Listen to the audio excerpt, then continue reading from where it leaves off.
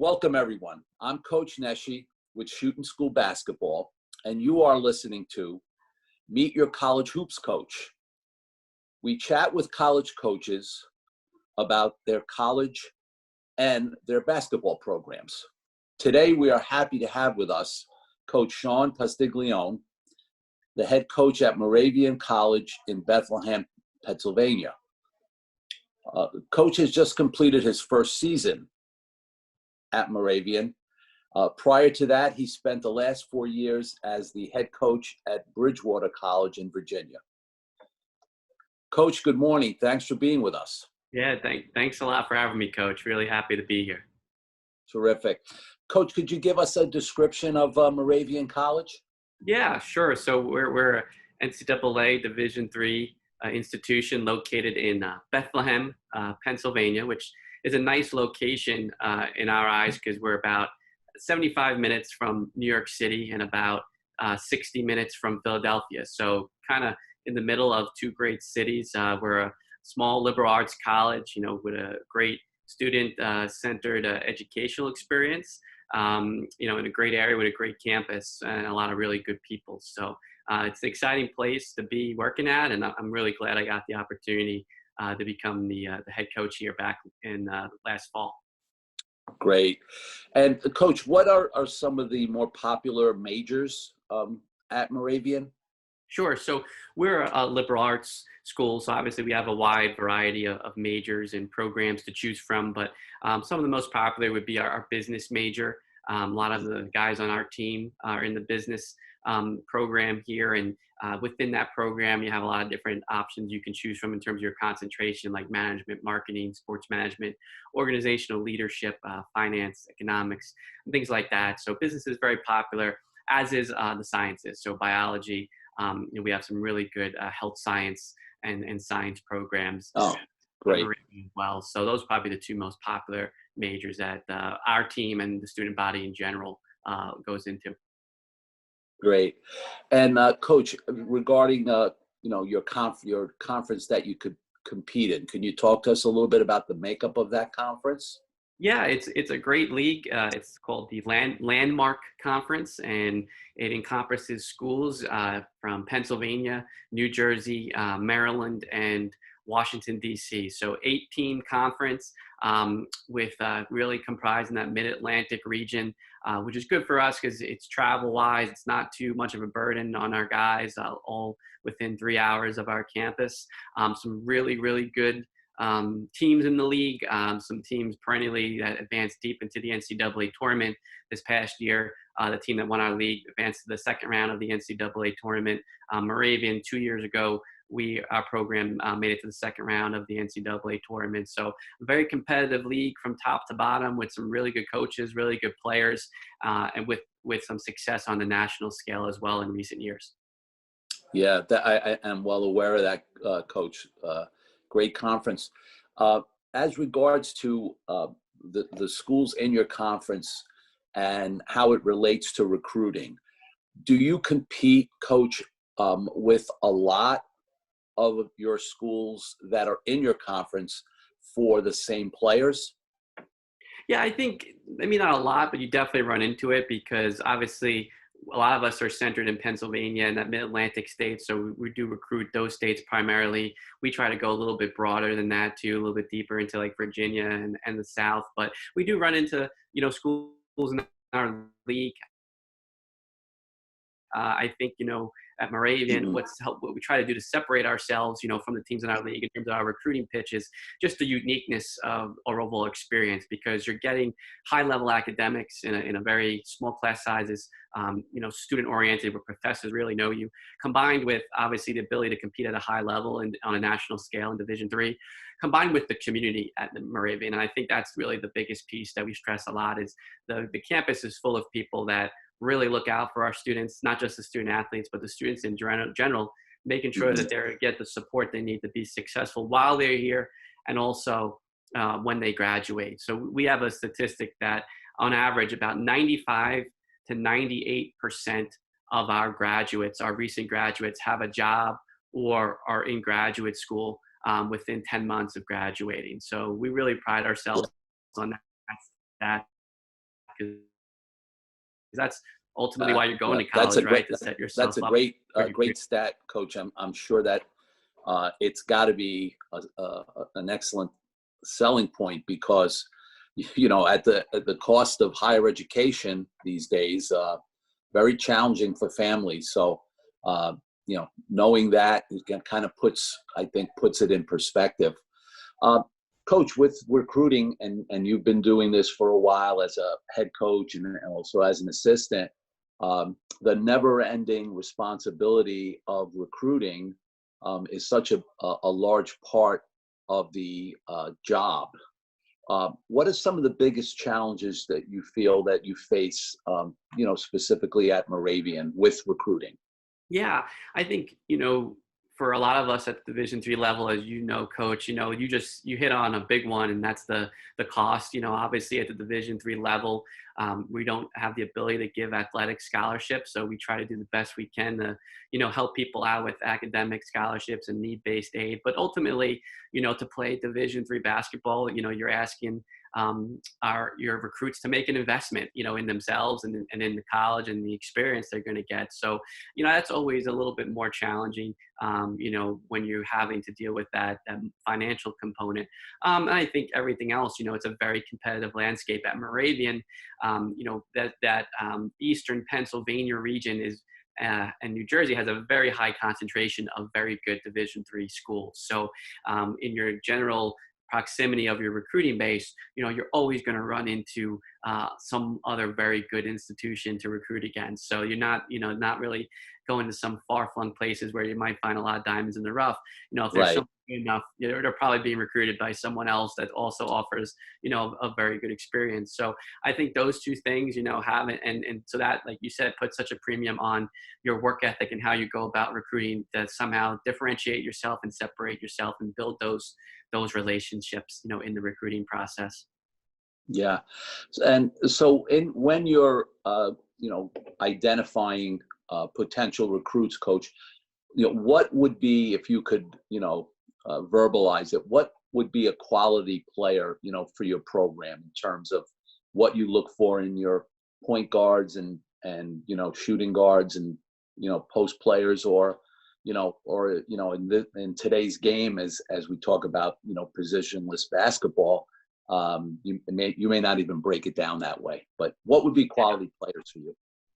Sure. I think it always starts with the first things we tell our recruits and as a staff we talk about is, your academics have to be in order and your character has got to be high, so those two things are the gatekeepers. You don't even get to talking to the basketball stuff if you don't think a guy, can be successful in the classroom, and if his character, if he's not someone you'd be able to trust representing your program, on campus and in the community. So, and then once you get past that and you get to the basketball stuff, like you said, especially at the Division 3 level, you can't go out and say, hey, we need a 6'8" center. I think there's just aren't enough of those out there, I mean, right? you could do it, Coach. You could say it, but Yeah. then you may have to move on, as we all do. We need them, but okay, let's go to Plan B.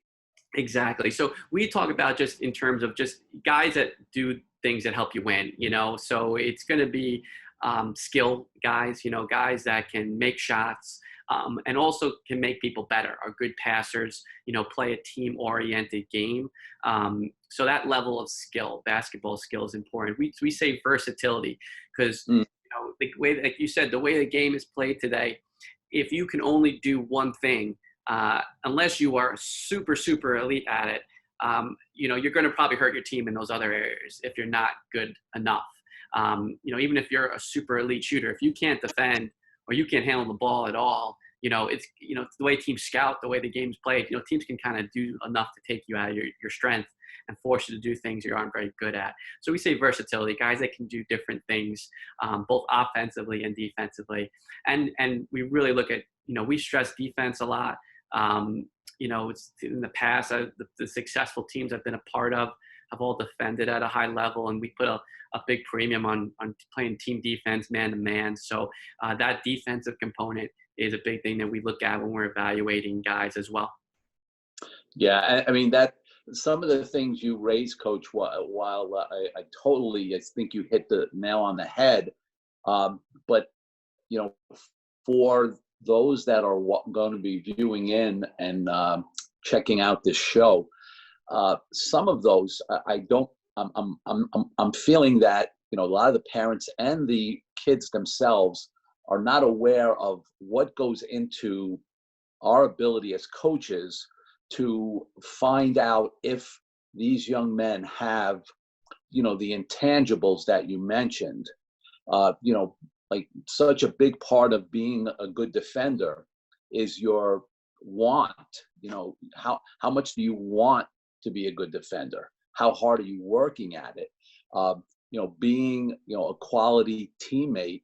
You know, how are we able to observe that quickly? It to me, I've always felt that as we kind of go through the recruiting process, the evaluation process, you know, being able to see, okay, this young man is coming out of a game. He's just been taken out, and you know, he's not even making eye contact with his coach. He's just going down to the end of the bench, and now he is completely outside of what is happening with his team. He's not watching. He's not cheering. You know, he's a tremendous talent.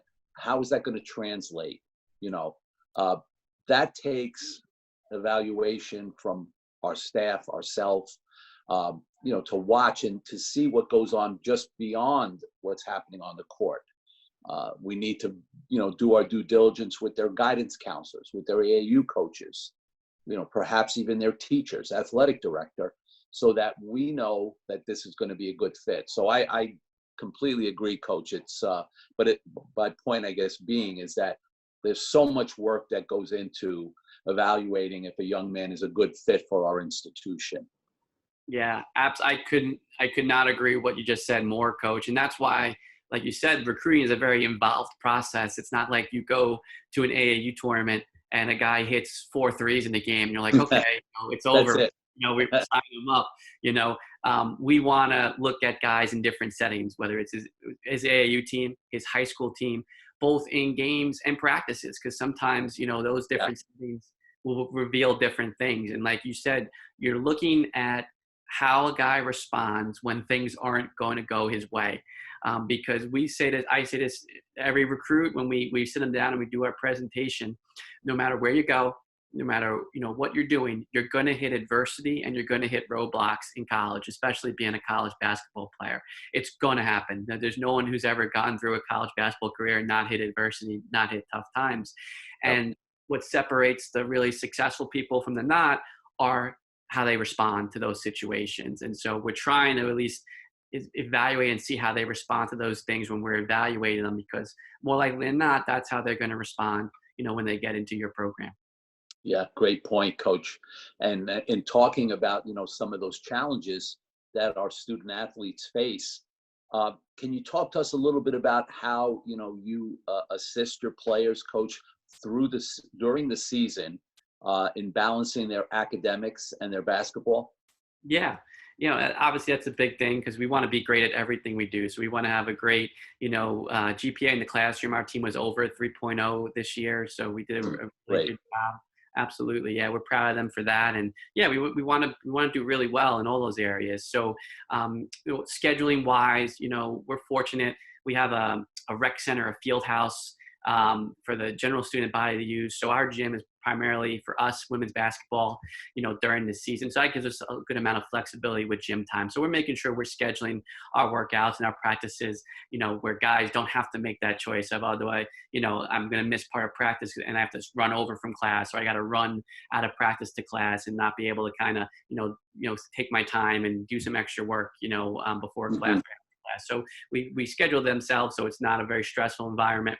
And then we have team study halls. We have team one-on-one individual academic meetings where we're just, you know, keeping tabs and making sure that guys aren't falling behind, you know, especially when you're a freshman, that first couple semesters where you're adjusting to the college life and that time management and all those things. So try to take a hands-on approach. And then again, talking about that Moravian experience, you know, we have tutors in every subject, a writing center, and the professors. I've found here, again, what makes us unique, I think our professors go above and beyond in terms of giving their time to our students to give them that extra support in the classroom. So as coaches, we're holding them accountable to that. It's like, okay, you're struggling. Well, when's the last time you met with the professor? When's the extra work, you're putting in? Just like anything else, you want to get better at something, you got to put the time into it. So we feel our role as coaches is to hold our guys accountable to taking advantage of all the resources they have to do well academically.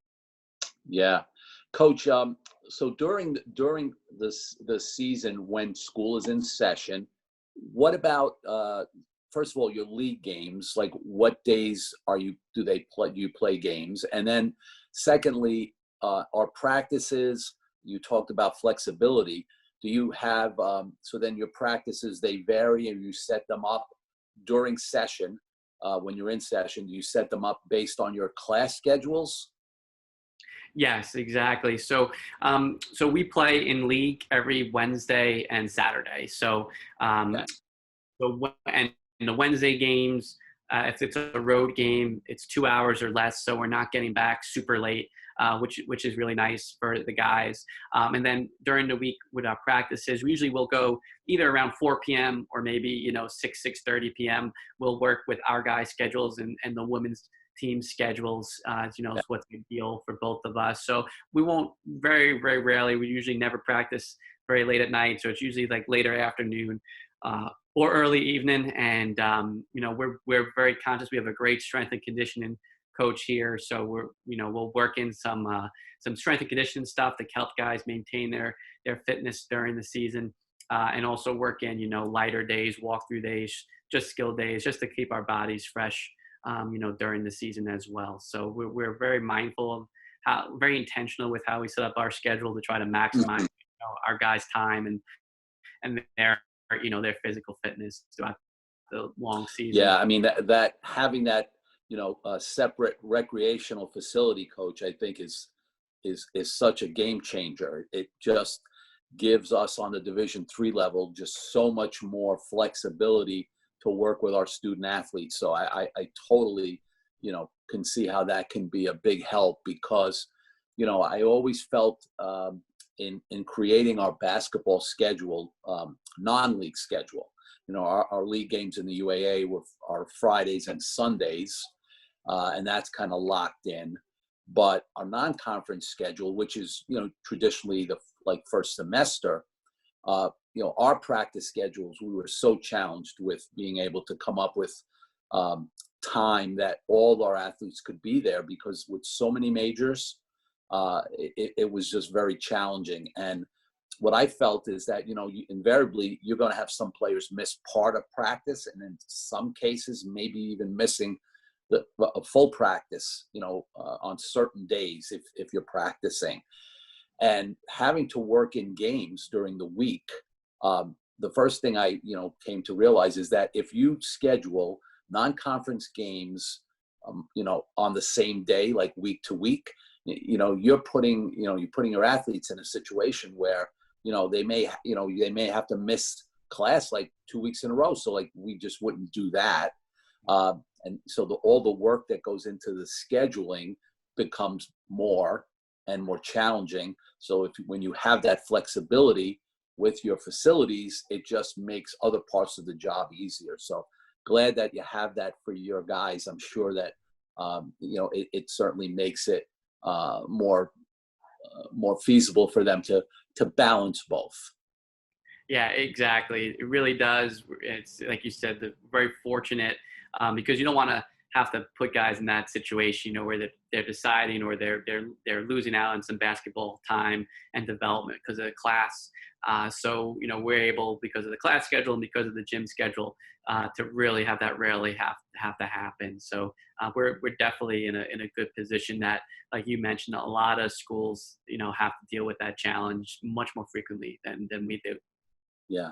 So now, Coach, when we get to the off season, and I know you've only, this is your first off season with Moravian, but you've had a number of off seasons at Bridgewater.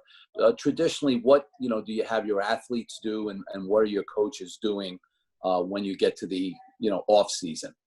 Sure. So, in terms of obviously academics, we're staying on top of them academically, study halls and all the resources and support, making sure, especially in the spring, that they finish the semester strong. Like I mentioned before, we're very fortunate. We have a varsity only weight room, and we have two, full-time strength coaches here. So that's a very big part of the off season, is the physical development and Right. maturation of our guys. So they're usually 3 or 4 days a week. They're with our strength coach. They have time to go in there, and our strength coach puts them on a very detailed, individualized program and gives them, same program to take home with them, for the summer. So they're doing that. And then we give our guys flexibility and freedom. We give them a pretty detailed workout packet, with drills and things that they can choose from to kind of create their own, self-driven workouts Mhm. in the off season. And as well, allowing them to organize, pick up games and things like that. So unfortunately, Got- we didn't get a chance to get into any of that this spring. Right. But in the fall, that's what it will look like, in the fall. So definitely, excited to, get started with that with our incoming freshmen, and get back to a little bit sense of normalcy and routine. Yes, absolutely. Um, and so, Coach, with your talked a little bit about your head coaching experience, and I know you've also had some seasons as an assistant at different levels. If you were to pick out, maybe a season that kind of stands out for you, could you give us a little bit of what might be somewhat memorable for you? Yeah, I've been very fortunate. I've worked as an assistant for some great coaches, some of the the best coaches in Division III, and Division I, and I'm still close with a lot of guys I've coached, and I'm sure you can attest to that, Coach. Those relationships that you Yes. build, and guys develop, is tremendous. It's one of the best reasons for doing what we do. If you had to pick one, at Randolph-Macon in 2014, 2015, we won at one point 25 Yeah. 25 straight games. Yeah. And we were number one in the country, and we lost, we ended up losing a heartbreaker to Virginia Wesleyan in the Elite Eight, and game that will forever haunt me, because Mhm. I really felt like, obviously we had a team capable of winning a national championship, but that's such a, being able to see what success looks like at that kind of level, and what went into it, and what guys, what they did to get themselves there in terms of the guys on the team and the coaching staff, and just, win 25 straight games. That's a lot of winning, Absolutely. uh, it was Absolutely. it was something very special, and just like playing in those kind of settings in the NCAA tournament, hosting those games in front of those crowds, it was really special, it's always the memories that you're going to take with you throughout the rest of your career, because many people, and I have to tell myself that, there are many people that coach their whole lives and never get to experience, a season like that. So I was very fortunate to be a part of a great group of people that really achieved a lot during that season. Yeah, that's a great one, and you're so right on how that remains with you. It's a part of you. We were fortunate enough to play for the national championship in '94, and I don't know if you know the story of our '94 season. We lost the game in overtime against Lebanon Valley, and we were losing the game. We were down the whole game, Coach, in regulation. We never had the lead. And with seconds to go, 10 or so, we went to the basket, scored, and got fouled. And we went up one with one foul shot. And we made the foul shot. A clutch player who shot probably in the high 50s from the foul line, except in the last 2 minutes of the game where he shot like 79% and makes the foul shot, and we go up two. Leb Valley takes a timeout, and we come out. They're running a play.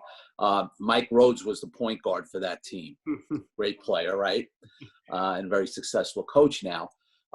He's rushing up the court and takes a shot, from about 28 feet. And my center comes way out off a ball screen and knocks it out of bounds. And they have the ball under the basket with like 1.9 seconds to go. And long story short, there were only 2 officials at the time. There was no video replay. And they took 3 shots, at the basket in that last, 2 seconds. And the ball goes in at the buzzer, and they call it good. And now the game goes into overtime. Now, again, it was so tight, so close. And, they made a big story out of the fact that they showed pictures of, the still shots where the ball, looks like it's somewhat in his hand. But, honestly, to the naked eye, it was too close to call. And try to make it like it, it was a really bad call by the official, which it wasn't. It was a tough call. And yes, maybe if they had replay then, maybe they would have called it no good, but they didn't. And it was in overtime. Then, Coach, we scored the first 6 points, but then that was it.